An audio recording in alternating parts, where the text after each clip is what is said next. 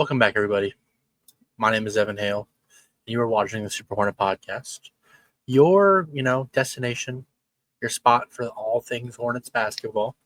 Took a little bit of a break just after the season. We talked about some off-season stuff. I did some live streams for the lottery, just did a live stream for the draft for both days. But now we're here. We're going to react to it in a long-form video or somewhat long-form. We're going to talk about everything, all the moves, everything that happened. We're just gonna, see how we're feeling, what we're thinking, just a general, synopsis of what's transpired over the last, however long, few days of the draft and everything that's happened since then. But yeah, no, so welcome in. So happy you're here, and we're just gonna get right into it. So first things first, we're gonna talk about the trade because I think that's something you need to talk about. Mark Williams is no longer a Hornet again, second time charm, I think. But I will say, I don't know if you guys are active on Twitter, but every time the Hornets post a picture with Liam McNeely, every single time, he had 4 videos in one thread. Every video had the same reply that said, "The Charlotte Hornets have traded the principal rights to acquire Liam McNeely." But he's not currently on the team, what they're saying, because the Mark Williams trade has not gone through yet. So it's just, they gotta deal with all that stuff and see how it goes. I don't know why my name is showing up on the screen. Let me get that off there real fast. But so Mark Williams is traded for the 29th pick in this draft, and then a 2029 pick. The worst of, I think it's Minnesota, Phoenix, and Washington, maybe Cleveland. I think it might be Cleveland. I should have had that pulled up. I didn't even think about the trade details, but he's traded. And we use that 29th pick this draft. I will talk about all of the draft picks. We're going to go in details. But yeah, no, I'm going to address, I think, just Mark Williams in general first. Because I want to say thank you to Mark Williams. I know not all the fans loved it. Not all the fans, were happy with him this year. He had his defensive lapses. He missed time. Mark Williams is traded at the deadline. My little cat right there. But Mark Williams was traded at the trade deadline, and that trade was rescinded. And he came back to Charlotte, a team who I didn't think he was going to get traded. I remember my phone went off at 11:50 at night, laying in bed, about to go to sleep. My phone goes off. Mark Williams got traded. I called 4 people immediately. I'm like, "Hey, this is happening," and nobody knew it was coming. I have friends who have sources. I have sources. I hear some stuff. But my friends who have real sources were like, I didn't see this coming. It kind of came out of nowhere.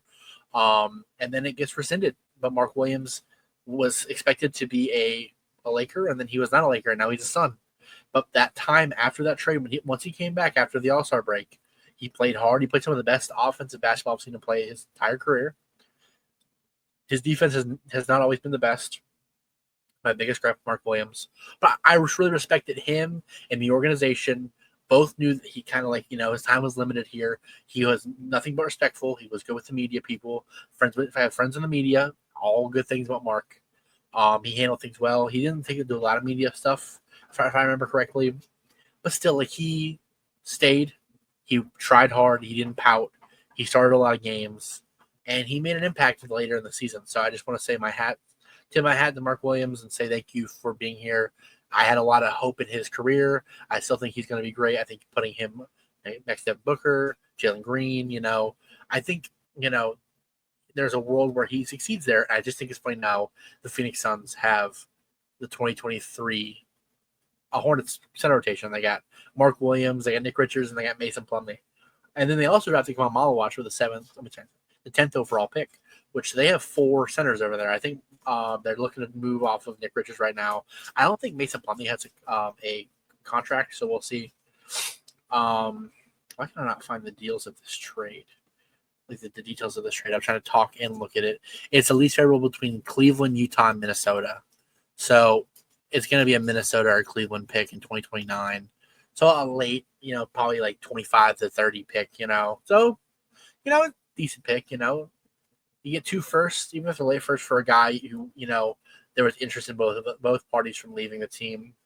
And I'm happy. We go and we get a guy that I'm really happy about. So I'm going to talk about Liam McNeely first. I think, even though Khan was our first pick, I'm going to go in a lot of detail about Khan.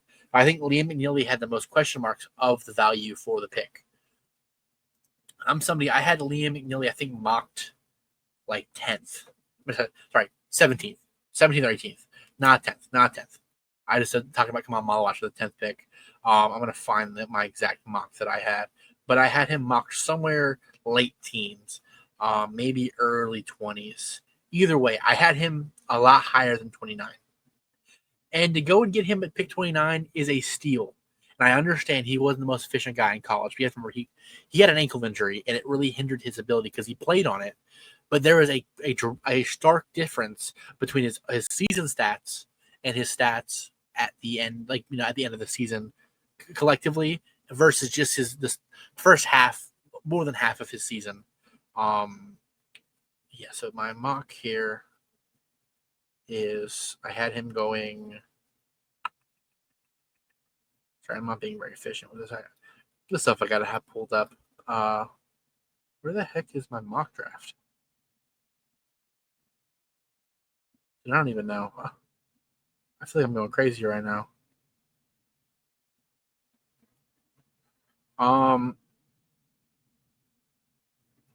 Either way, I had him like late teens, early 20s. Higher than 29.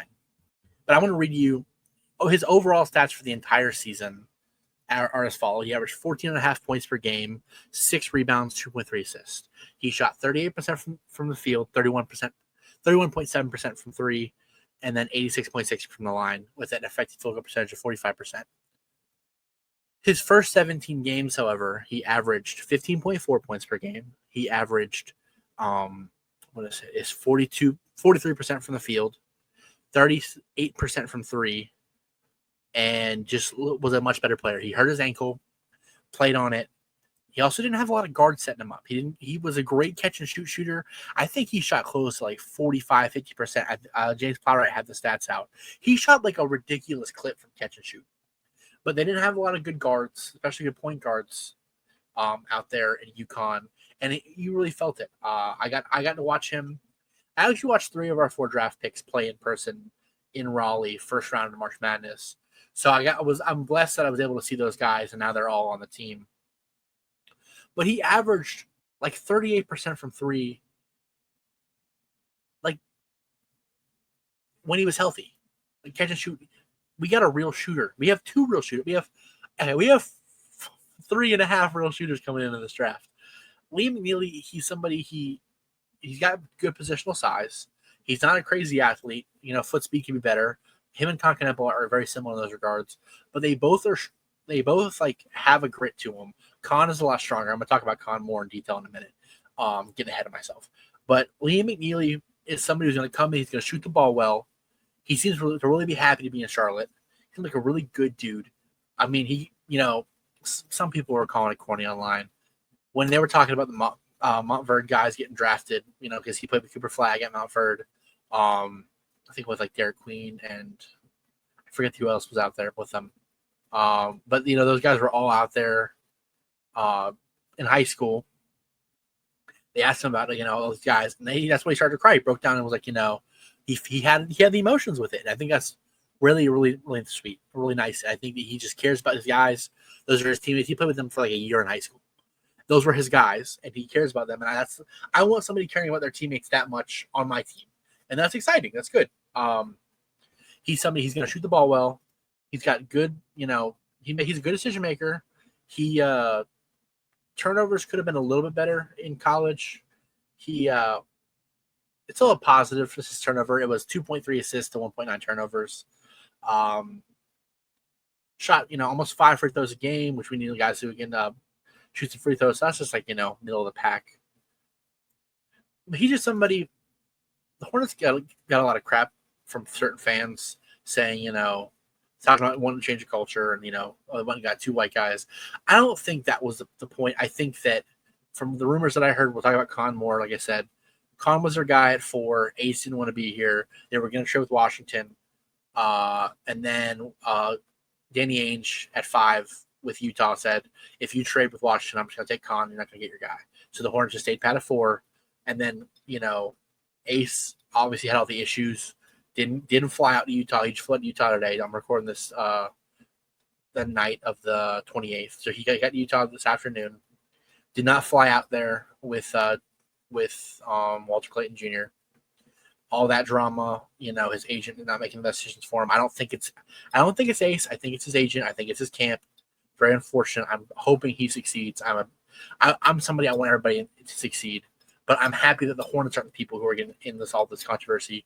They got a guy named Con Canepo. I'm going to get him right now, actually.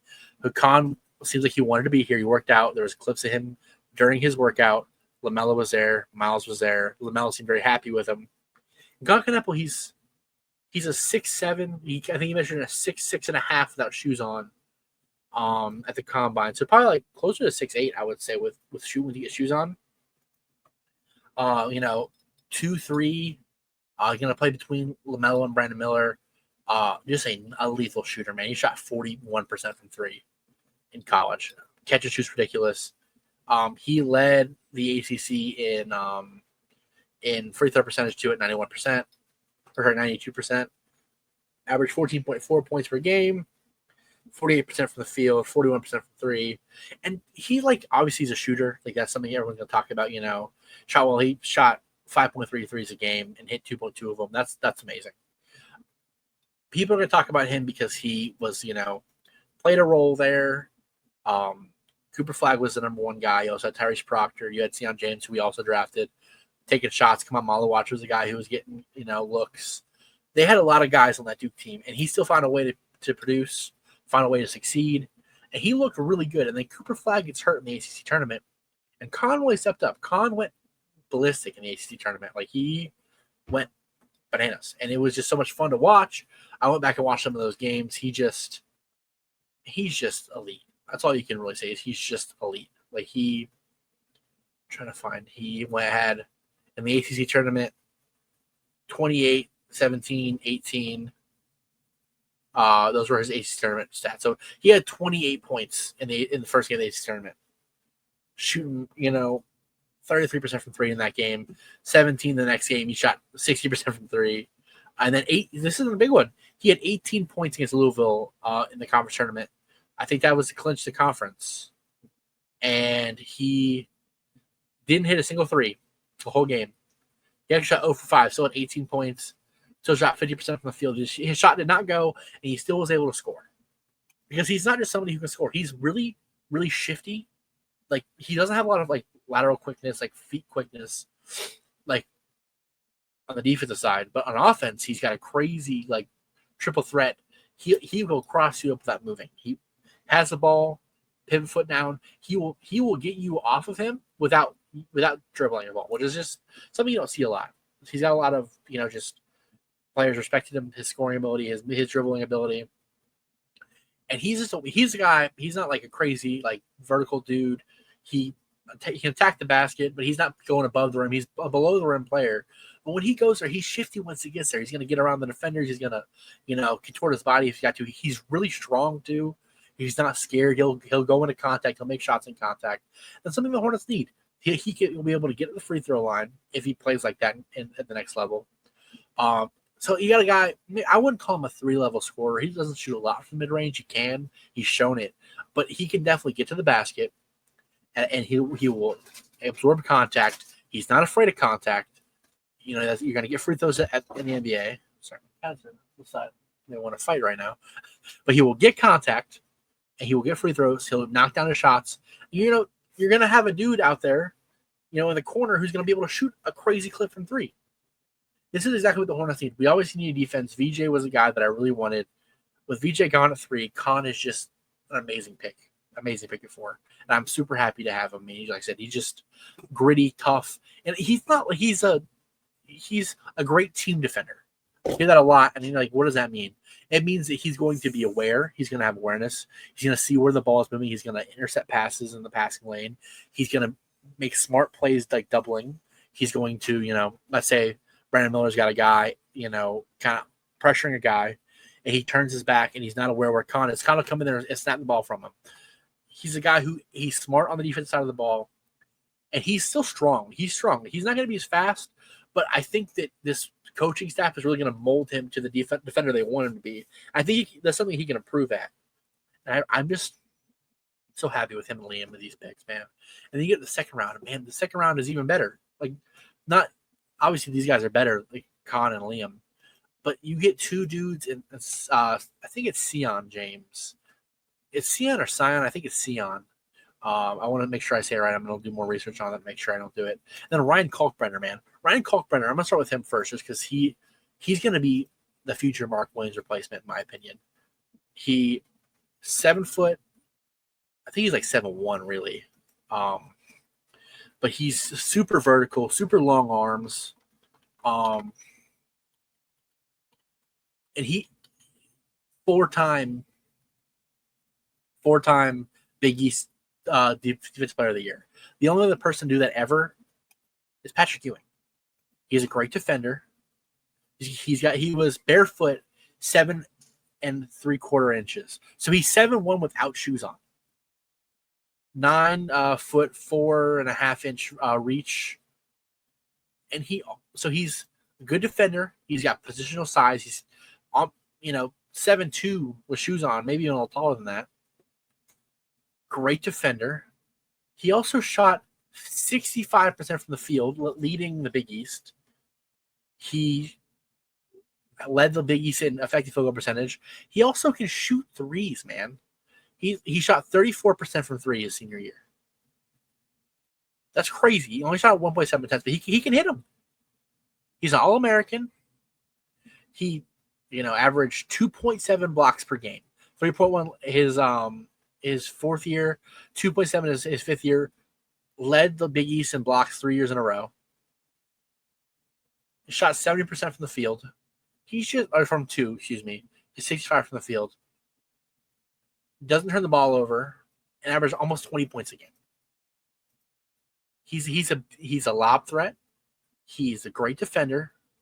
He's what the Hornets need, man. And you have Charles Lee, or maybe I think it was Charles Lee said it at the press conference. It might have been Jeff Peterson, but I'm pretty sure Charles Lee said we have 3 different kinds of centers now on this roster. You got Musa, who's just like he's a little smaller, but just an animal, man. He's a moose for real. He's stronger than you. He's gonna outwork you. He's gonna out rebound you. He's gonna out hustle you. He's can't really shoot the ball that well, but he can score inside. He is still a lob threat, even though he's smaller. But he's just like a Dennis Rodman type. He's not gonna be better than you at anything physically, or skill wise, other than maybe rebounding. But he's gonna outwork you. He's going to outsmart you. He's gonna outwork you. He's gonna out hustle you, and he will make you look foolish by how he hustles. Then you have Yusuf Nurkic. He's a stretch big. Doesn't really have the defensive chops he used to anymore. He wasn't ever like a crazy good defender, but he had his moments, especially in Portland. Stretch big, space the floor out. More of a finesse guy inside, but can bang a little bit. And then you got Ryan Kalkbrenner, who can space the floor a little bit, but he is just an animal on defense. He's gonna verticality you. He's gonna go up. He's gonna block your stuff. He's not gonna let you inside. He's got his feet. His feet speed could be better, but man, he's so good defensively. He's your defensive anchor. He's somebody that Charles Lee wants, a guy who can go and drop coverage, can kind of, be your roamer. He's somebody that Charles Lee wants. And then he can also space the floor in offense. He's kind of a combo of what Nurkic and Musa are, but you make him 7'2". Like, that's just awesome. And I think he has the potential to be the center of the future. Because I like Musa. I love Musa. I have Musa Diabate jersey. I love Musa as a split time 50-50 as a center, maybe come off your bench. Let your starting center be a 7'2" monster who's a smart guy. He's gonna make he wasn't a crazy passer or anything in college. He averaged 1.5 assists, 1.4 or 1.5 turnovers. So he had even assist to turnover ratio. But he makes smart passes. Maxime Reynaud was a guy who was also kind of available for the center spot there.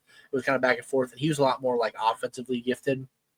And while that's something I would have liked, I'm super happy we got Kalkbrenner because he's what we need. We need a defensive anchor. He's a plus defender. And then our next guy I'm going to talk about, Sion James. He's like a Lou Dort type. He's like a Drew Holiday light. He can handle the ball well. So I think I didn't mention with Khan. Khan is such a good ball handler. He can dribble the ball well. The Hornets need more secondary ball handlers, and you got two of them with Khan and Sion. Two guys who can handle the ball. Khan is a great passer. Throws a lot of lobs. You're going to throw a lot of lobs in their careers. Ball handlers. Hornets need ball handlers. You got another one second round with Sion James. He spent 4 years at Tulane before transferring to Duke. Was kind of like, he averaged, a decent amount in Tulane. Once he get to Duke, there's a lot of mouths to feed there. He averaged 8.6 points per game. He shot 41% from three, 51% from the field, 52% from the field. Great defender. He's a hustle guy. He's going to get in your skin. He's going to be all in you when you're on defense. He also can handle the ball well. Average 2.9 assists to 1.2 turnovers. Just a smart defender, especially. He plays hard. He's a guy who's going to guard you really intensely. Like I said, a Drew Holiday light. Shoot the ball well. The Hornets just need a guy like that. A guy who can handle the ball off the bench, who can also play some defense. Josh Green, Josh Okogie, those are guys that Sion James is going to be going after, like their minutes in the future. I think he makes them expendable. Maybe not this year, but next year. Because the Hornets needed a guy who's younger who can do that. Obviously he's probably 23 coming out of the draft because he was a 5-year guy. It does not say where he is, how old he is. Huh. Sorry, I thought Basketball Reference said that. This is college Basketball Reference, but still. Either way, he's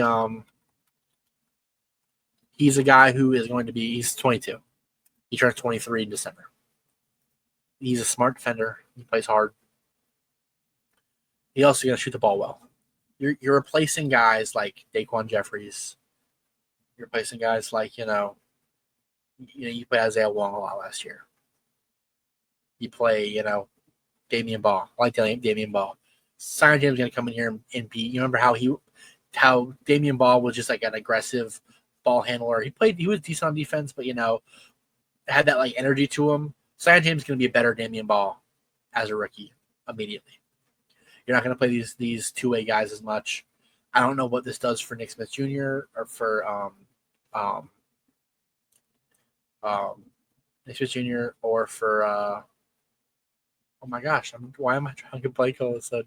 I see his face. Oh my gosh. I'm going to tell you right now, it is 11:18 at night. I've had a long day.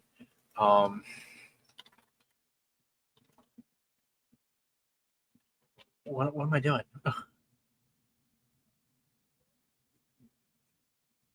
KJ Simpson. I kept saying NSJ. I'm like, I see the K. I'm like, what name is K? His name is just K. Oh my god.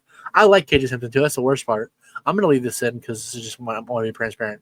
I don't know what this leaves KJ Simpson and Nick Smith Jr. Love those guys. KJ Simpson, I think he has a bright future. I think Nick Smith Jr. has been really inconsistent. I think KJ passed him in my mind last year. I don't know what it does for them in the future, but I think that Sion James, because Trey Mann should be coming back. That's kind of the consensus. He's been in media stuff with the Hornets. He's been working out with Hornets players. I think they're just waiting to negotiate the contract. Once the contract can officially go out, which I think they can now, because I've been seeing other people like Nas Reed just got re-signed to a big contract. So I think it's just, I'm not too sure. Maybe they're waiting. His camp is waiting to see what other offers they get, but they should be getting soon. It should be happening soon where they get, the deal done. But your Trey Man's going to be your point guard, and then you're going to have, there's a world where Trey Man's your point guard off the bench. Sion James is your 2 guard, and Liam McNeely is your 3 guard. That's a future for your backups for the Hornets. I don't know what the future for Miles Bridges holds. I think he's going to be on the roster for 1 more year. But, eventually Tijon, if Tijon can pan out, my cat is playing in the window. But if Tijon can pan out, maybe you move Miles in your future starting lineup is, LaMelo, Con, and then you're gonna have Brandon, Tijon, and then I think Kalkbrenner might be your starting center one day. I would like to see Nurkic get moved to maybe, if not this offseason, at the deadline. He's got an $18 million expiring deal. That's going to be, it's going to look nice to some, contending team or teams who are trying to make some moves next offseason. How getting that money off their books. They can trade, combine to congregate some contracts and send them to the Hornets with some assets, and they get a expiring deal. Maybe we send Nick Smith Jr. or a Josh Green, to sweeten the deals. If you're watching this, you're definitely a Hornets fan, or you're supporting me. And so in a way, you're a Hornets fan. But for all my Hornets fans, I've been a Hornets fan for a while. I don't remember the last time that the media was so positive about something the Hornets did. I have only seen, except for ESPN with a B, I don't know why they gave us a B, every content creator, and that's ESPN. I don't, would love to get a job at ESPN one day, so maybe I don't want to put my name out negatively towards them. But a lot of the things they do is for clicks. I know that. A lot of people know that. But the people that I respect in this space, you got, your numbers on the board, guys. Kenny Beecham and Pierre Andreessen. They both said that we were the winners of the draft. You got your 6 Rings to Steal. Follow him on Twitter and YouTube. Great breakdowns for his stuff. He had us in the top tier, upper echelon of the draft. A lot of the people online you see on Twitter, maybe not people that I respect per se, but the consensus is the Hornets won this draft, or at least got an A+ grade on this draft, and that means something to me. That means a lot to me. I'm repping my Hornets gear. This is the Super Hornet podcast. I don't know if I'm gonna be wearing the costume anymore in the arena. But I typically wore a flag as a cape, a done-up cowboy hat, and visor shades that were bright purple in the arena. I drove 3 hours each way to the game to do that. I love this team. I care a lot about this team. And I had a lot of concerns with this team. I really trust Jeff Peterson. Charles Lee, he didn't have a lot to work with last year. I loved what we did in the Summer League. I don't know if you guys remember the Summer League last year, but the energy that team had, it kind of carried over early in last season. But then you have Trey Mann go down, you have Grant Williams go down, and you have a team who kind of gets, down on their luck with injuries, and then Brandon Miller eventually goes down with his season-ending injury, and LaMelo had his, injury issues return from his previous surgeries. But now look, Trey Mann's healthy. I think Grant Williams is going to be close to being healthy by the time the season starts. And he's not like a big explosive guy. So I think he'll be back quicker than most. I mean, he was walking around with just a light brace on at the end of the season. So I think, I don't know where he's at exactly, but all I've seen from him is opening cards online. So, but he seems to be doing good. But you're going to have Trey Mann healthy. Brandon Miller's, he had question marks on when he's going to come back. I think he will be healthy by the start of the season, but he's going to miss his summer, which sucks. But he's going to be healthy next year. And what he had is a freak injury. Jaylen Brown had it, Bradley Beal had it, and Bradley Beal's obviously a case now because of how much he's overpaid. But they both came back very well from their injury because that was way early in Bradley Beal's career. He averaged 30 after he got hurt. It was an injury you recover well from. LaMelo Ball just had surgery, 2 minor operations, the arthroscopic surgery on his ankle and his wrist. Those surgeries were to repair issues from previous surgeries that nagged him. So there was issues with his previous operations, which is the reason he's gotten hurt since then. So there's a world where he doesn't have these issues anymore. There's a world where this team is healthy next year. I don't like to say that because, I've been saying that every year, but it feels like the skies have opened up. I can see the light. I see the vision. I can see the vision before. I'm somebody relatively positive, but I think it's finally coming to fruition. I'm not saying that we're going to be a playoff team next year, but with this weak East, if LaMelo can play 65 games, if Brandon can play 65 games, if Trey Mann, Miles Bridges, we don't have to worry about Mark Williams anymore.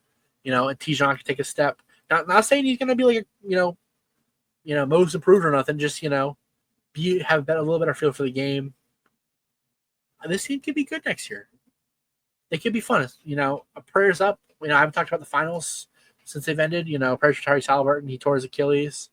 And then obviously you have Dame tears Achilles, Tatum tears Achilles. You have a lot of injuries in the East next year. There's a real world where something happens. I'm not saying I think the Bucks won't be that good next year, but I will say, and the Celtics traded away some guys. I think they will take a step back. They might be like AC next year, but I don't think that the Pacers are going to be that bad. Regardless, and they have a good enough core. I mean, Tyrese is a monster, and his impact will be felt. But not lack of him being there will be felt. But either way, I can see this vision. I can see what this team is doing. I think the draft felt perfectly for them. Obviously, Liam McNeely falling to 29 is incredible. That's crazy value for Liam McNeely. I want Rasheer Fleming really bad. I'm really bummed that the Suns traded up for that. But other than not getting him, man, I love this draft. And obviously VJ as well. Not getting VJ is kind of tough too, but this draft felt so great. We added shooting, we added defense, filled a lot of holes. We have a lot of people seeing the vision in Charlotte outside of the area. And that means a lot, man. That means a lot. I think to round this out, there's a couple more things. I mentioned the Mark Williams trade. I did not mention that they had to send a player back. I don't know if everybody saw this, but to make the trade happen, the Suns had to send a player back. That player being Vasilije Micić. He is a Hornet once again. Ring the bells. He's going to have one really good game coming back. He's going to play Luka for a game, and we're going to be like, oh, yeah, he's great. And then he's going to suck again. That's a joke. I did not deliver that joke very well. That's a joke. He already signed a contract overseas. I think they had to pick up the option on him to trade him. So we couldn't just decline his option. So I think he's just going to have his contract bought out. I think for $8-9 million. But he already signed a contract overseas. We don't want him here. I mean, respect to Vasa. He did have some moments here. I'm not somebody who can disrespect former Hornets unless they disrespect the team. Vasa was nothing but a competitor here. He had his moments where he was really good. Had moments where he was really bad. Only guys I'm going to disrespect on this show. I'm a positive person. I enjoy basketball. That's my tagline every time. But only people I'm going to, disrespect people who disrespect the Hornets. So, when PJ Washington or Terry Rozier got traded and they kind of talked bad about the Hornets, you lose some grace on my end. But Micić didn't do that. So nothing but respect for Micić. Probably because he went with the Suns and they weren't much better. I mean, they were better, but they weren't that much better. But they, the Phoenix Hornets, as I might start calling them, they got a bunch of our centers and they got Cody Martin, who I don't know if he's going to be back next year for them. But Micić is going to be a Hornet at least for a minute. He will likely be moved, contract bought out like we did for Reggie Jackson when we got him 4 times. But yeah, no, I see the vision with this team. Summer League is in 13 days. We play Summer League in 13 days. We get to see these guys. Our Summer League roster looks pretty stacked, man. We're going to have, Sion. We're going to have Khan, Liam. Then we're going to have Kalkbrenner, obviously. Tijon will play some. That's a starting 5. That's a really, really good starting 5 for them. And then they signed somebody undrafted. I just saw that right before I started recording. I saw it a couple hours ago, but I did not remember the name. I think they were from Jemiah Neal. That he played with Kalkbrenner at Creighton. So I'm gonna pull his stats up real fast while I'm right here. Yeah. He played at Arizona State his first 3 years, and then he played at Creighton. Averaged 12 points per game, 31% from 3. He's a 6'6" forward from Toledo, Ohio. 12 points per game, 2.4 turnovers, 4.4 assists, 6.1 rebounds. Shot 45% from the field. Let me see his game highs. So his game high for Creighton was 29. Actually, I'm gonna do that for all the guys. He had 29 points against Louisville, a non-conference or no, a neutral site game. It also was non-conference. That was around 64. Actually, that was a tourney game. Wow, his that's something. He shot 2 for 5 from three, 11 for 16 from the field. That's something because you stepping up in a game like that, that's a big deal. Around 32, he had 13, so that's something. Well, I'm gonna do that for all the guys real quick, just see how they their game highs for the year, and then we'll call it because I just want to see. I watched obviously Kalkbrenner had a crazy game. Like Sion, his game high was 16. He had that twice. He had 16 against Arizona. But he was, it was like death by. Obviously, Cooper was amazing, but it was death by 1,000 cuts when you played against Duke. They had so many guys who were really, really good.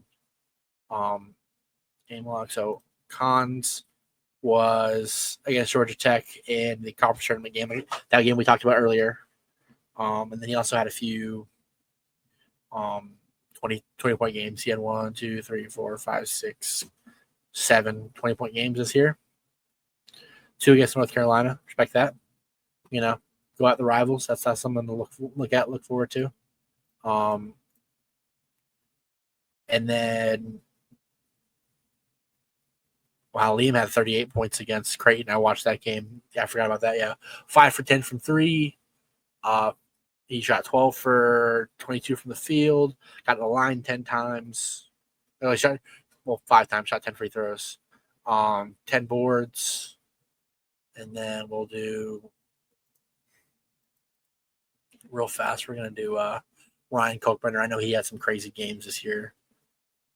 Game log for this year. Points. First game of the year, he had 49. It was against Texas Rio Grande Valley. It was a close game, honestly. He had 35. Wow, 35 against Providence, 32 against DePaul, 29 against Xavier, 27 against Butler, 26 against Butler, 25 against DePaul. Is that FD? Is that Fairleigh Dickinson or who's that? Yeah, Fairleigh Dickinson. He had 24. Wow, he scored a lot of points this year. Villanova 23, Seton Hall 23, Xavier 23, Villanova 22, Providence 20, Seton Hall 20. Well, he had a bunch of really good games.